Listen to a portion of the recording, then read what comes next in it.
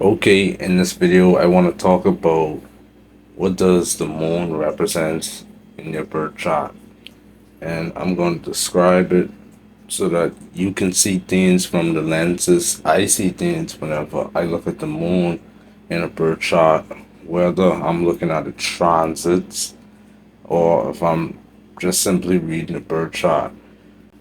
The first thing is, before I describe what does the moon represent and what it means, I would like to say that I do not use it or pay attention to the transits of the moon, neither that full moon stuff. And it could work, but you're only gonna feel a specific type of way for about 2 days maximum with the moon transits. And then I also heard the moon transits are something to do with predicting the timing of when someone goes into labor. Honestly, I was reading one of Mark Boney's books about predicting the timing of pregnancy and stuff, and I was trying to time it on a friend of mine's, or at least a former friend of mine's. She's a lady from London, and I tried predicting it for her, and boy, I was messed right up. Boy, my prediction was all over the place at that time, especially since I was learning about a lot of different things at that time regarding transits, and me trying to use the moon to predict the timing of when someone will have a baby, and you as well, the listener, that's gonna be pretty difficult, but it's worth a shot. For me, I feel tremendously though. Another thing is, when it comes to the moon transits, since it switches signs so frequently in about 1 or 2 days, this means when you pay attention to when people make videos regarding horoscopes talking about there's a full moon in Gemini or something like that. To me, I don't pay attention too much to that, simply because the moon represents things like your feelings and your emotions. So your emotions may just be attached to just that one particular sign for only one day, or the house that it's placed in, and it's not gonna make that much of a difference in your daily life. What I will say is though, when the moon, there was a full moon in the Aries sign recently, a few months ago, and boy, that day when it was in the Aries sign, I was very physically active. Like I was outside cutting the grass and stuff, doing landscaping in my backyard.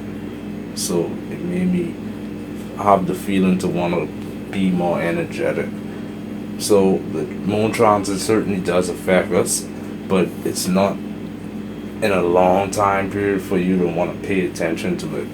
And you can't predict a lot of things with its transits. Then the moon transits become tricky because you could look at it from a sidereal or the tropical sign perspective, and then you'll have to figure out which one feels more appropriate for you to use. So that's something that takes years of knowledge and experience to really identify with when it comes to using the moon transits in your daily life. Since the moon represents our emotions and our mood swings, the moon switching signs so frequently is a perfect example as to why humans are very emotional individuals and also moody types of people. A major important thing though when it comes to the moon transits is that it deals with the period cycles of a female. So when the full moon comes around, for some reason, females tend to go into their periods. This is why I think, I'm not so sure, I don't pay attention to a woman's period cycles, even though you got a lot of weird astrologists out there that do so.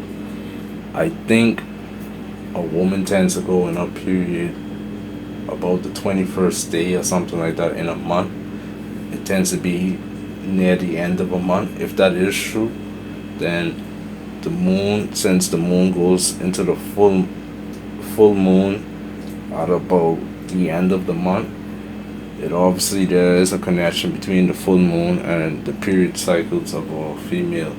So if you're a female, maybe you could pay attention to the moon transits and see how it correlates with your period cycles. The moon transits could possibly show where your mother goes because the moon represents your mother. Also, what the moon transits will simply do is it will show what makes you emotional, what you become sensitive towards, and what you suddenly care about. Then, if you want to get deeper into the transits, the moon can transit over certain planets in your birth chart. So, when it transits over those planets, it can describe the type of mood your mother would be in for that particular day or two. But that's too advanced, so for a beginner, I would just focus on which house the moon is transiting in. And for example, let me give an example of how a moon transit would work and why I don't really pay that much attention to it because it doesn't make that much of a big difference. If the moon transits your 6th or your 12th house, all of a sudden you may start caring for poor people. Those homeless people you see on the streets. You might start feeling sad about them. You may watch videos on social media. If you're a female, you might even cry watching videos about poor people. Another thing it could do, it can make you have an emotional experience regarding sex or masturbation during that day. Anyways, aside from all of that transit stuff, let's focus on what the moon means and what it represents in a birth chart. So, the moon represents your mother, most importantly. So, the moon could show the relationship you may have with your mother, especially if it's conjunct with other planets like the Mars. So, if you have a Mars moon conjunction, then it could show a person that has a very argumentative and possibly physically a physical type of relationship with your mother, meaning that you and your mother can often get into lots of physical altercations or just arguments, and you will tend to have lots of built up tension or aggression. Or since the moon represents your mother, it could show where your mother would often be, where it's placed in your birth chart. So, for example, I have the moon placed in my ninth house, and my mother is a very religious person that often goes to churches. So that's just an example. The moon represents our emotions and it shows what we care for, what makes us sensitive, what makes us emotional. So let me give an example about the emotions. I have the moon placed in my ninth house of higher education. Higher education in astrology is simply the topic that you would spend money on, you pay books for, or even a college degree. A particular topic that you just continue to study all throughout life. So, for example, astrology could be that for me.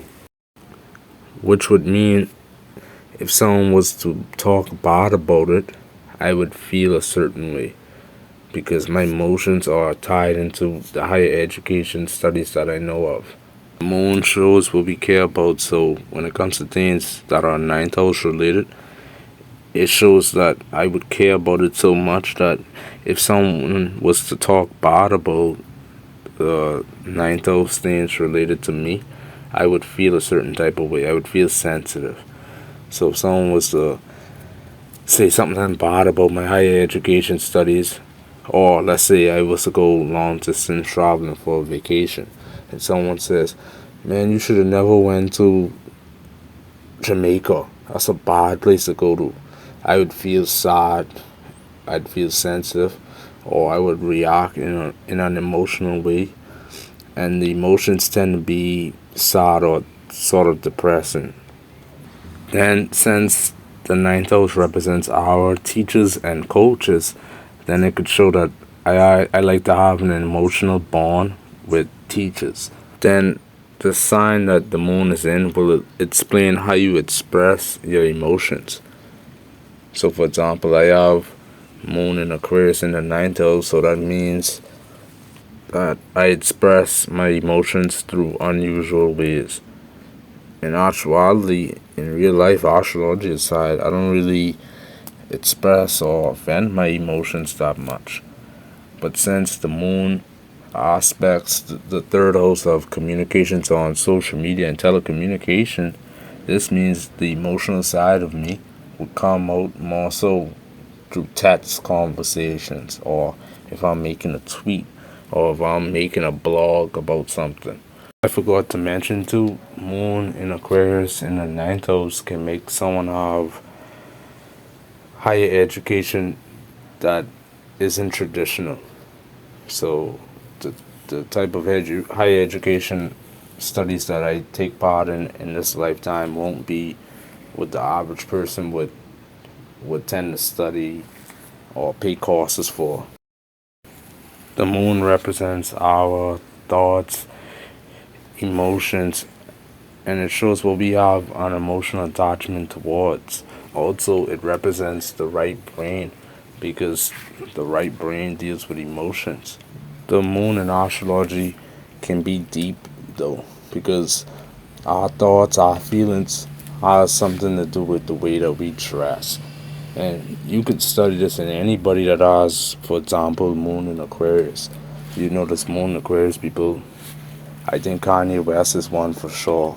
You would notice those people tend to dress in ways that aren't traditional in society, ways in which you don't see the average person tend to dress. Planets conjunct the moon, though, will obviously affect the way that you care about something. It could obviously affect the way that you express the emotions, or if you even express the emotions at all. So, for example, let's say you have a Saturn moon conjunction. Saturn delays things, right? And the moon represents our emotions and feelings. So, Saturn, I mean, yeah, so Saturn would delay or restrict you from being an emotional person because now your emotions are coming with a delay.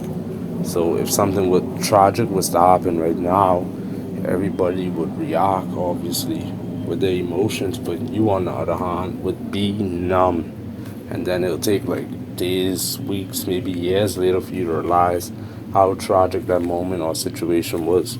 I don't believe in synastry charts, but if you was to look at the birth chart of your companion, spouse, significant other, boyfriend or girlfriend, and you paid close attention to the moon placement in that birth chart, you would realize that that moon placement, especially if it's conjunct other planets, can detail a lot about how that person reacts to things, and it could show what makes them feel emotional, which is important because a lot of breakups tend to happen because people emotions get offended. The moon represents our mental state, so it can give lots of insights into the psychology of an individual.